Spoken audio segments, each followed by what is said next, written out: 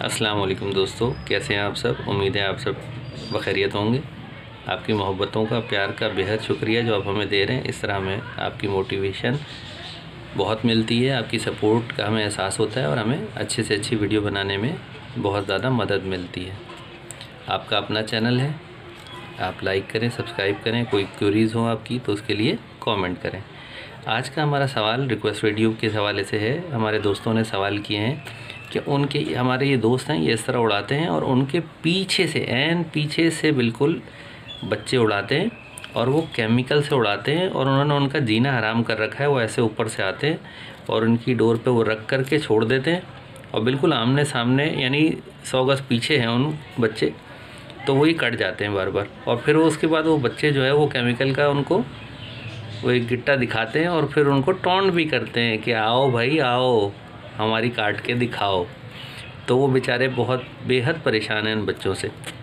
तो एक ये है और एक हमारे गंबट से पीर साहब हैं। उनका सवाल ये है कि पतंग वो ढील से लड़ाते हैं तो वो उन्हें ज़्यादा मज़ा नहीं आता, वो खींच के लड़ाना चाहते हैं। तो उन्होंने पूछा है कि वो खींच के ज़्यादा लड़ाएँ तेज़ हवा में या ढील से लड़ाएँ, क्योंकि उम्मन आमतौर पर हवा तेज़ होती है उनके शहर में।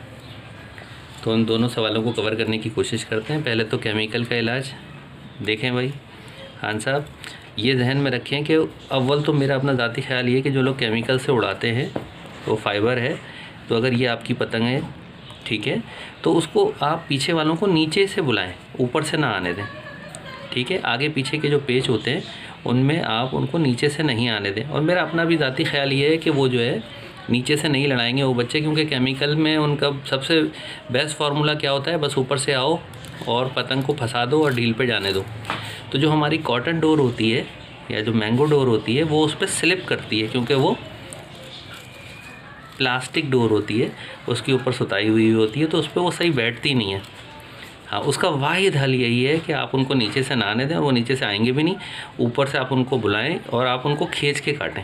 जैसे ही वो नीचे रखने के लिए आएंगे आप उनको खींचें, चाहे नीचे से खींचें। और अगर वो नीचे से आ भी गए हैं तो आपके पास इतनी स्पेस हो कि आप उनको उठाने दें, उनको वो पतंग उठाने दें और फिर आप अपना ऐसा मुंह बना के भरपूर, आपके पास इतनी नीचे जगह आ जाए कि आप भर के मारें नीचे, तब वो कटेंगे।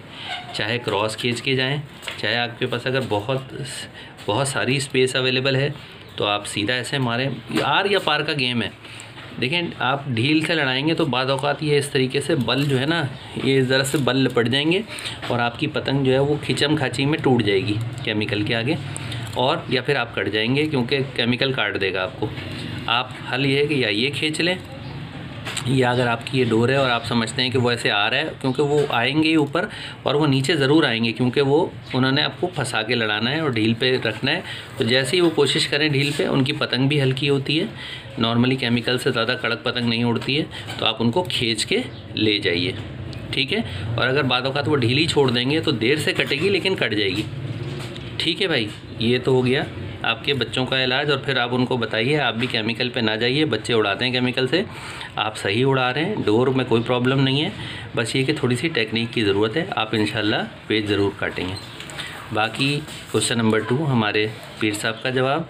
देखिए पीर साहब, हम लोग ढील से इसलिए नहीं लड़ाते कि ढील से लड़ाने के कई नुकसान आते हैं। पतंग बहुत दूर निकल जाता है, अगला बंदे के घाव बहुत लगते हैं डोर पे।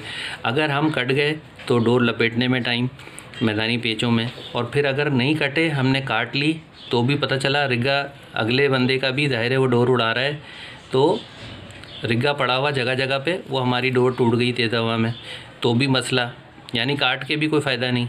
और तीसरी बात, वो डोर बर्बाद सारी, यानी कट के जो आएगी तो हम वो डोर भी दोबारा इस्तेमाल आँख बंद करके नहीं कर सकते। जबकि खींच के लड़ाने में ये कि अगर हमने खींच के लड़ाई और हम कट गए तो जो बाकी डोर होगी वो सही सलामत, यानी हमारा मांझा है, हम उसको दोबारा आराम से इस्तेमाल कर सकते हैं। तो बाकी छत से उड़ाने में भी मसाइल हैं। ज़्यादा दूर आगे, ज़्यादा दूर निकल गई तो पतंग, तो अगर कट गई तो छतों से बच्चे मांझा तोड़ लेते हैं और मांझा पूरा शादी की गिरा से चला जाता है, यानी जो बचा कट के वो भी गायब, तो उसका अलग नुकसान है। और फिर अगर मैदान से लड़ा रहे हैं तो इतनी दूर पतंग चली गई, अगर हमने काट भी ली तो उसके बाद भी हमें उसको छोटी करनी पड़ेगी, पतंग को छोटा करना पड़ेगा, तब हम अगला पेज लड़ा सकेंगे। तो हम अगले पार्टी को आवाज़ लगाएंगे, भाई रुकिए पतंग छोटी कर रहा हूँ, तो फिर उसमें टाइम। तो इसलिए अच्छा ये याद रखें कि ऊपर से ढील से लड़ाने में तेज़ हवा हथियार होती है और नीचे से लड़ाने में कम हवा आपका हथियार होती है। तो आप ऊपर वाले को नीचे आने पे मजबूर करें आपके पास। वो जैसे ही बैठने लगे आपके पास तो आप, अगर वो ढील से लड़ा रहा है तो आप क्रॉस खींच के जाएंगे तो आप उसको काट देंगे। थोड़ा प्रैक्टिस करें खींचने की। आपके हाथ में ज़्यादा तेज़ खींचने की कोशिश नहीं करें, बस ये कोशिश करें कि आपके हाथ में डोर उलझे ना। यानी आप एक स्पीड से, चाहे वो जो भी स्पीड है आपकी, हल्की, दरमियानी या तेज़, आपके हाथ मुसलसल चलें, उसमें खलल ना आए, रुके ना आप। और भागने की प्रैक्टिस से अवॉइड करें, क्योंकि छतों पे, जब हमारे यहाँ रमज़ान में ज़्यादा पतंगबाजी छतों पे होती है तो उससे हमें नुकसान होता है। ठीक है, आप बहुत तेज़ स्पीड हो जाएगी तो आप इसको सीधा भी खींच सकते हैं, वो भी खींचेगा तो फिर खींच का मुकाबला हो जाएगा। ठीक है, तो हम यही आपको फोकस करेंगे। अच्छा, इस तरह फिर आपको कम हवा में बहुत ज़्यादा एडवांटेज होगा और तेज़ हवा में ऊपर वाले को थोड़ा एडवांटेज होगा। लेकिन आप बता रहे हैं कि जैसे आप इतनी तेज़ अभी खींचते नहीं हैं, तो ज़्यादातर लोग जो ढील से लड़ाते हैं तो उनके लिए खींच का ऑप्शन बहुत अच्छा रहता है, लेकिन क्रॉस खींचनी है। ये याद रखें कि अगर वो ढील पर चला रहा है, अपनी पतंग नचा रहा है, घुमा रहा है, तो आपको क्रॉस खींचनी है, तो आप उसको खींच के काट लेंगे। ठीक है, उम्मीद है अगर आपको बात समझ आ गई होगी। अगर इसके अलावा भी अगर आपके कोई क्वेश्चन दोबारा रह जाते हैं तो आप ज़रूर उसको कमेंट बॉक्स में लिखिए, मैं इंशाल्लाह उसका दोबारा जवाब आपको दे दूँगा। ठीक है दोस्तों, अपना बहुत ख्याल रखिए और अपने चैनल का भी बहुत ख्याल रखिए। अल्लाह हाफिज़।